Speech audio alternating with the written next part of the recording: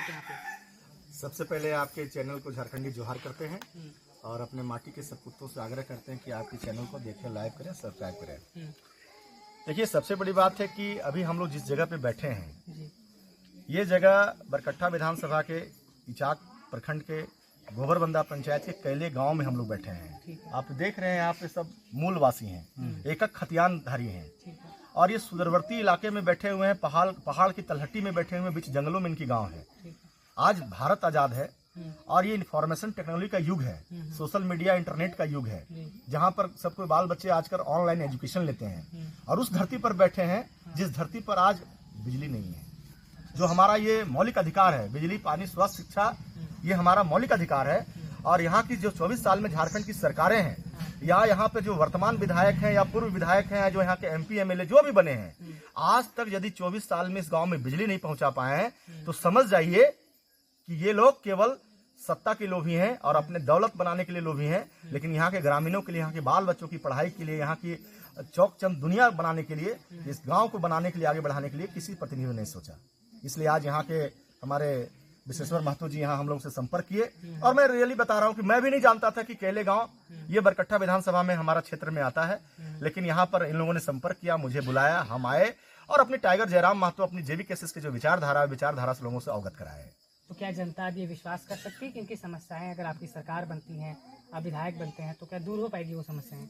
निश्चित रूप से हमें तो लग रहा है कि ये पुण्य का काम करने का मुझे अवसर नहीं मिला, लेकिन पहले यदि यहाँ के ग्रामीणों के साथ हमारा संपर्क होता तो हम लोग चुनाव लड़ने से पहले इस गांव में बिजली बहाल कर देते। हम लोग जाते और सीधे जाके AC के ऑफिस में तकिया ले लेते, चटाई और सूत जाते और कहते कि जब तक तुम इस गांव में बिजली नहीं दोगे तब तक हम उठेंगे नहीं, यदि उठेगा तो हमारा बॉडी उठेगा, नहीं तो इस गांव में बिजली तुमको देना होगा। लेकिन अब चुनाव का दौर आ गया है, अब आचार संहिता भी 10-15 दिन में लगने वाला है, हम लोग चुनाव की दौर में जा रहे हैं। निश्चित रूप से जिस तरह से झारखंड के एक खतियानधारी टाइगर जयराम महतो को यहाँ का CM बनाने के लिए देख रहे हैं, एक उनको भविष्य देख रहे हैं झारखंड में, हम निश्चित रूप से समझ रहे हैं कि हम सरकार बनाने जा रहे हैं और सरकार जब बन जाएंगे तो समझ लीजिए कि सरकार में हम शामिल हो जाएंगे। सरकार हमारी बन जाती है, हमारे JB केसेस के यहाँ विधायक हो जाएंगे तो समझ लीजिए कि कैले गांव का भाग्य और यहाँ का दिशा और दशा और यहाँ का नक्शा बदल जाएगा। यहाँ पर जो भी मूलभूत सुविधाएं से लोग ग्रामीण यहाँ वंचित हैं, निश्चित रूप से काम होगा।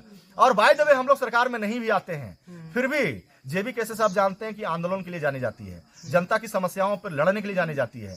हम लोग चुनाव के बाद पुनः यहाँ पर आएंगे, ग्रामीणों की मीटिंग करेंगे, ग्रामीणों के सहयोग से बिजली ऑफिस में हल्ला बोल करेंगे, उसका गेट बंद करेंगे, उस इंजीनियर से पूछेंगे कि तुम्हारा बच्चा और तुम AC में रात दिन कैसे रहते हो, और आ करके 1 दिन 2 दिन 4 दिन बिता के देखो कैले गांव में यहाँ की बाल बच्चे शाम ढलने के बाद पढ़ाई के लिए कैसे बिजली के लिए तरसते हैं। उसको बिजली यहाँ देना होगा, ये हमारा मौलिक अधिकार है और हम लोकतांत्रिक देश में दे रहे हैं, तो ये हम लोग करके दिखाएंगे।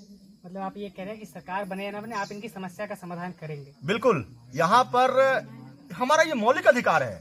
बिजली नहीं, यहाँ पे मैं आप दिखाएं अपने कैमरा से, यहाँ हर एक तरह का न नली है, न गली है, विद्यालय है तो 5वीं तक है और वो भी सुविधा नहीं है, आवागमन की सुविधा नहीं है। फॉरेस्ट कहता है कि हम NOC नहीं देंगे तो बिजली विभाग कहता है कि हम NOC दो तब बिजली लगाएंगे। अरे भाई, आपके पास कई ऑप्शन है बिजली लाने के लिए। आप बड़ा बड़ा कल कारखाना जब बैठता है, बड़ा बड़ा इंडस्ट्री बैठता है, तो उसके लिए आप केबल तार ले आते हैं, जमीन से ले आते हैं, ऊपर से केबल तार 33,000 11,000 ले आते हैं। आप 440 वोल्ट 220 वोल्ट का तार लाने के लिए आपको परेशानी हो रहा है। इस आजाद भारत में जो हमारा मौलिक अधिकार है, हम लोग बिजली विभाग का ईंट सीट बजा देंगे। आज हम लोग को पता चला है, तो हम लोग दूसरे नेताओं से ढकोसला करने नहीं आए हैं, जो सत्ता पर बैठ करके सत्ता का केवल मलाई खाने का काम किया है और यहाँ के ग्रामीणों को जो मूलभूत सुविधा बिजली नहीं देने का काम किया है, JB केसेस बर्दाश्त नहीं करेगी। और मैं आपको कहना चाहता हूँ कि कल इचाक में हमारे टाइगर जयराम महतो जी का आगमन है, कल उस मंच से भी कैले गांव का मुद्दा उठेगा, ये मैं आपको आश्वासन देना चाहता हूँ। ग्रामीणों से बात करना चाहेंगे। ये आप सुन रहे थे रविशंकर यादव जी को, जो बरकट्ठा विधानसभा से चेयर के उनके विधायक प्रत्याशी संभावित रूप से होने वाले हैं और केंद्रीय प्रवक्ता थे। ग्रामीण है यहाँ पे, हम उनसे बात करेंगे कि आपकी जो क्या क्या समस्याएं हैं मूलभूत नहीं पहुँच पाई अब तक, क्या क्या? देखिए, आपका बहुत सारे लोग बेरोजगार हो गए, इसको लेके क्या कहना चाहते हैं? देखिए, दुर्भाग्य है यहाँ की जो पार्लियामेंट की मेंबर है, इचाक प्रखंड में 19 पंचायत है और भारत सरकार का फॉरेस्ट का कानून है कि शायद इको सेंसिटिव जोन जंगल से 9 या 10 किलोमीटर के बीच में लगाया जाता है, वो एरिया तक लगाया जाता है, जो मुझे जानकारी है।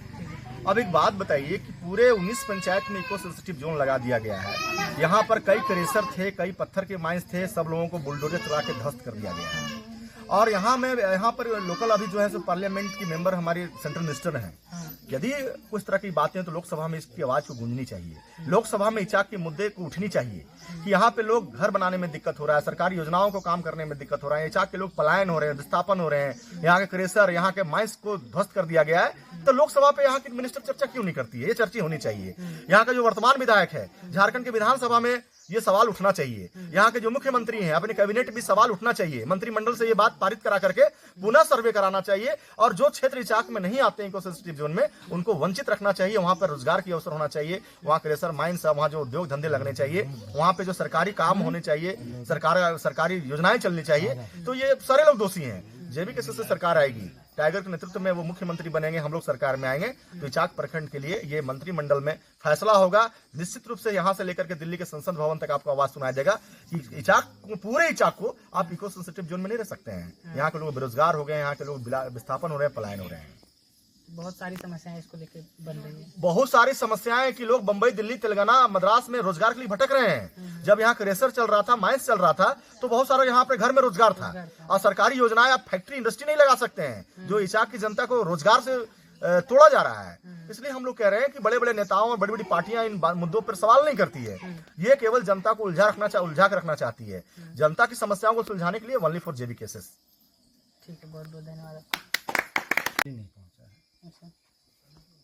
बहुत बड़ा समस्या है। जंगल झाड़ में बहुत तरह की दिक्कत होती है, जीव जंतु काटने उठने बहुत तरह का मैंने समस्या पैदा होता है। दूसरी बात है कि यहाँ सुविधा भी नहीं है आने जाने का, जो कि रात में अगर किसी भी तरह घटना घटे तो यहाँ से 20 किलो 25 किलोमीटर दूर हम लोग को टाउन जाना पड़ता है, तभी शिक्षा को लेकर क्या व्यवस्था है? शिक्षा भी देखिए, मेन कारण है लाइट नहीं है। अगर लाइट होती तो शिक्षा। तो आप अपने जनप्रतिनिधियों के पास गए होंगे, जो आपके विधायक हैं, सांसद, क्या बोला उन्होंने? देखिए, हम लोग तो बहुत जगह लेटर भी दिए, विधायक को भी दिए, अन्नपूर्णा देवी को भी, सांसद जी को भी दिए। सबको बोले कि हो जाएगा, आप लोग का काम हो जाएगा, लेकिन अभी तक से कुछ नहीं हुआ। तो इस बार आपके सामने जयराम महतो की पार्टी से आए हैं, वो वादा कर रहे हैं, क्या इन पे विश्वास कर रहे हैं आप? देखिए, हम लोग पर तो भरोसा है, पार्टी पर भरोसा है। रविशंकर यादव हमारे प्रतिनिधि बन के आए हैं, इन पर भरोसा है। भरोसा तो है, मतलब इनको वोट दीजिएगा इस बार आप लोग। और नेटवर्क की क्या व्यवस्था है यहाँ पे फोन कॉल के लिए?